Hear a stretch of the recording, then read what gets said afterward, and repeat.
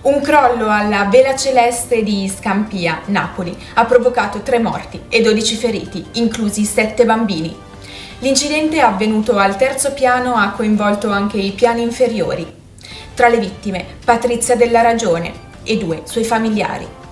2 bambine sono in condizioni critiche all'ospedale pediatrico Santo Bono.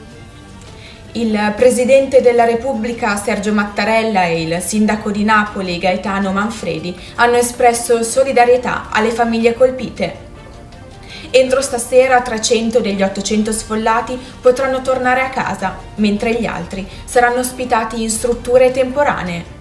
La Protezione Civile sta distribuendo acqua agli sfollati che hanno occupato per protesta alcuni locali dell'Università Federico II.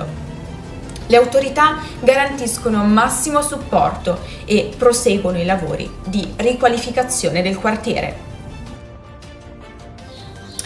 La Premier Giorgia Meloni ha dichiarato di aver agito da leader europeo, riflettendo su quale fosse la giusta traiettoria da seguire per l'Unione Europea.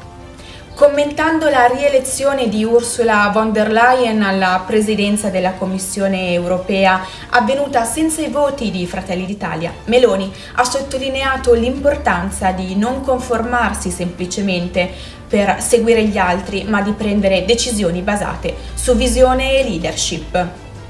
Meloni ha spiegato al Corriere della Sera di aver astenuto l'Italia nel Consiglio europeo sul mandato von der Leyen, invitando a considerare il risultato elettorale.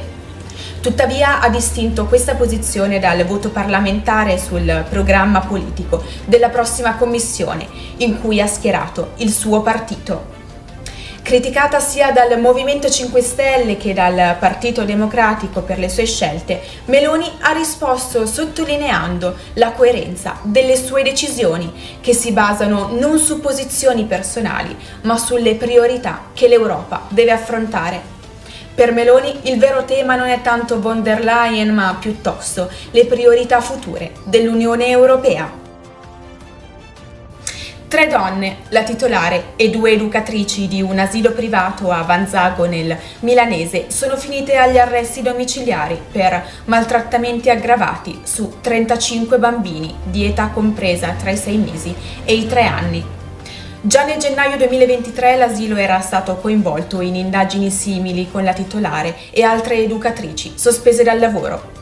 Le nuove indagini sono scattate a settembre 2023, dopo le denunce di 2 ex educatrici.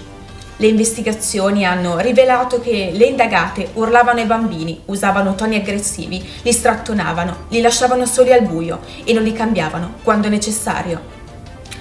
Le accuse riguardano comportamenti abusivi come tirare le orecchie ai bambini, confinarli in bagno o al buio e costringerli a stare seduti con forza. Altre 2 educatrici risultano indagate per gli stessi reati. Questa vicenda ha sollevato gravi preoccupazioni sulla sicurezza nei luoghi di cura per l'infanzia.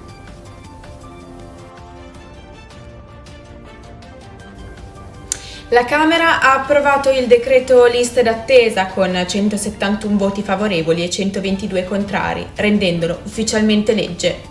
Il decreto prevede la creazione di una piattaforma nazionale presso l'Angenas per monitorare i tempi delle prestazioni sanitarie in tempo reale. Un'altra novità è l'istituzione di un centro prenotazioni unico regionale o interregionale per strutture pubbliche e private convenzionate. Inoltre, i nuovi responsabili unici regionali dell'assistenza sanitaria RUAS saranno incaricati del monitoraggio, sostituendo il Ministero della Salute nei controlli sulle attese. Nel caso della morte della 25enne Clelia Aditano, avvenuta il 1 luglio a Fasano, il GIP di Brindisi ha emesso un'ordinanza interdittiva per l'amministratore di condominio e il responsabile tecnico della manutenzione degli ascensori. Entrambi sono accusati di omicidio colposo e non potranno esercitare le loro professioni per 1 anno. La misura richiesta dalla Procura è stata applicata per grave negligenza, imprudenza, imperizia ed inosservanza della normativa. I due indagati avrebbero omesso le necessarie riparazioni e non messo in sicurezza l'ascensore, nonostante fosse nota la difettosità delle porte. Altri due indagati sono accusati dello stesso reato. L'ordinanza del presidente della provincia autonoma di Trento, Maurizio Fugatti, che prevedeva l'abbattimento dell'orsa KJ1, è stata sospesa dal Tribunale amministrativo regionale di Trento.